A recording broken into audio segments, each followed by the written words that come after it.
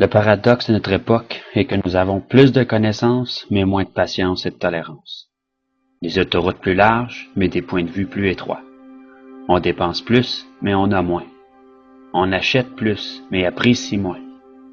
Nous avons de plus grandes maisons, mais des plus petites familles. Plus de commodités, mais moins de temps. On a plus de diplômes, mais moins de sens.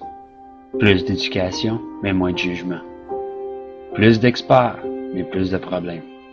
Plus de médicaments, mais moins de bien-être. On boit bien trop, on fume bien trop, on dépense sans réfléchir, puis on rit pas assez.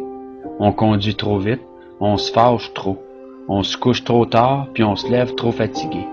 On lit pas assez, on regarde trop de TV, puis on ne médite pas assez.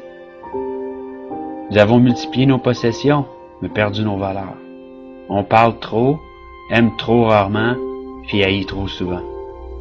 On a appris à gagner sa vie, mais pas à la vivre. Nous avons ajouté des années à la vie, mais pas de vie aux années. Nous sommes allés sur la Lune, mais il nous est difficile de traverser la rue pour rencontrer un nouveau voisin. Nous avons conquis le cosmos extérieur, mais pas notre carrosse intérieur. On fait des choses plus grandes, mais pas meilleures. Nous avons plus d'hygiène, mais nous avons pollué même notre âme. Nous avons conquis l'atome, mais pas nos préjugés. On écrit plus, mais apprend moins. Nous planifions plus, mais accomplissons moins.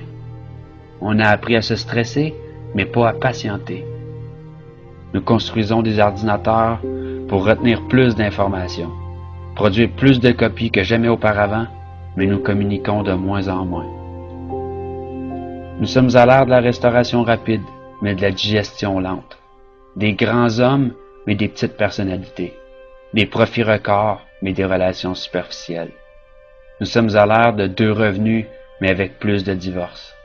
Des maisons plus fancy, mais avec des foyers brisés. Nous sommes à l'ère des courts voyages, des couches jetables, des basses mœurs, des nuits sans lendemain, de l'obésité et des pilules qui font n'importe quoi, de donner du pep à endormir, à tuer. Nous sommes à l'ère des showrooms bien remplis avec des entrepôts vides. Rappelez-vous de dire « je t'aime » à votre partenaire et à vos bien-aimés. Mais surtout, pensez-le. Une bise et une accolade soulageront un mal lorsque sincère. Souvenez-vous de vous tenir la main et de chérir ce moment présent, lorsqu'un jour cette personne nous quittera. Prenez le temps d'aimer, de parler et de partager vos pensées précieuses.